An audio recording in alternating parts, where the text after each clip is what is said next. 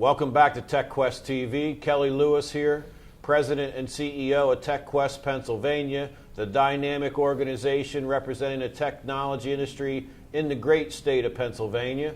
We've got an outstanding guest next with us, Kevin Collins. Welcome to TechQuest TV. Thank you very much, Kelly. I appreciate it. Thank you, sir. Thanks for coming on, and you run Poison Reverse. Yes, sir. Poison Reverse Computing Solutions Incorporated. Now, you got to tell us, how'd you come up with that name? Well,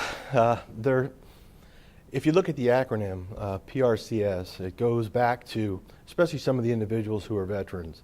They're going to understand what that acronym means. And it dealt with a lot of what we call humping with radio gear, going through wherever we had to go. I was in the Gulf War and had to deal with the PRCS 77 and then other units that they had as far as communications. My company is a service-disabled veteran-owned small business. My company has a charter, and the charter is to hire veterans first. And that is why I'm here. I want to get that message out to some of the other bigger prime contractors that we as a technology company are here to help be part of your subcontracting entities. So tell me, what are some service offerings that Poison Reverse offers? One of the biggest ones that we want to capitalize on are for individuals who have disabilities. We want to be able to take adaptive equipment so that individuals with disabilities can utilize the PC world, the environment, the internet, anything that we can grasp to give them a better quality of life, we're going to utilize. And also you're doing some technology work as well? Yes, we're doing technology work. One of the nice ones that we've been able to do was with the Central Pennsylvania Boys and Girls Clubs. I was able to talk with a couple different donors. An anonymous donor stepped forward and donated all Dell Optiplex GX 645 systems, and I was able to go into both the John N. Hall facility and the Berry Hill Street, the Angino facility, and redo their entire IT labs for those kids. And they are very pleased with it right now. Reports that I've had is that the kids will actually sit there now, not making noise, because they want to get in there and get themselves working with technology. That's excellent. Now, we were facing this report that just came out in the last week on all these vets unemployed.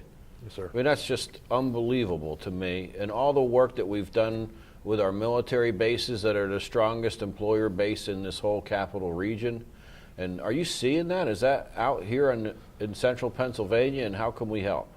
From the small business side, it is very, very hard to get into that market. You can market yourself, you can bring the talent to the table, but the powerhouses, the big companies, are the ones that are sitting there that are acquiring these contracts, especially when you're dealing with the VA. The VA has been very hard to get into and start that bidding process as a small company because all the big primes have it. They're well known, they get sole sourced, they get put in, whereas even myself, not only am I a veteran, I'm a disabled veteran, which should put me ahead of the others. And in theory, that is not practically happening right now, today as we speak. So there really is this unemployment challenge in the country? Yes, sir. With all these vets? Especially, I can speak by myself. When I came back from Southwest Asia and tried to bring myself back and integrate back into the civilian sector. I was forced to retire because of my disability, and I had to have my left hip, a complete replacement done on it. Trying to get yourself back into the workforce, especially my AFSC, or for the Army people, the MOS, I was a cop. And because of this, I could no longer be a cop, and I had to change in my direction of travel. Some excellent people, Tom Wasco, Dauphin County VA, Department of Veterans Affairs rep, along with Ed Doshbach, who's the vocational rehabilitation counselor. They were able to get me in. Ed Doshbach got me focused on brand new training and bringing me to where I am now. And then Tom Wasco, who went to Philadelphia to fight the fight for me to get me my disability rating and everything that I was entitled to. And that led to you starting up this company? Yes, sir. I sat back and I said, well, I have a couple choices. I can try to find something in the security world, which I had more or less done that in the past. I've worked with advanced tactical and automated security systems, which, while I was in the service, forced me into the computer arena. And then I worked for another government contractor, working with the MSTAR surveillance system to be able to actually track enemy that was out in front of you. And now I have a company, and my company, in my heart, is to hire veterans. I want to hire veterans that have the skill set to handle the evolving IT technologies. I want to hire the disabled vet, get them into my company. I will find a place for them. And if somebody is a veteran who has been killed in action, I have a duty to help take care of their family. So if that's their spouse or their children, if they have the skill set, or if I have a need where I can fit them in, I will get them there. Well, that's big stuff. It is. And, you know, this report said unemployment with the vets, 25%. In this country, that, you know, post 9/11 with all the flag raising, and you and I know my personal views on it too. This is just, you know, disgraceful that this country's letting that happen. 25% unemployment's unacceptable for vets, and we have all these veteran programs and they're not working. I mean, they need to be re-engineered or refigured out. Yes, they do.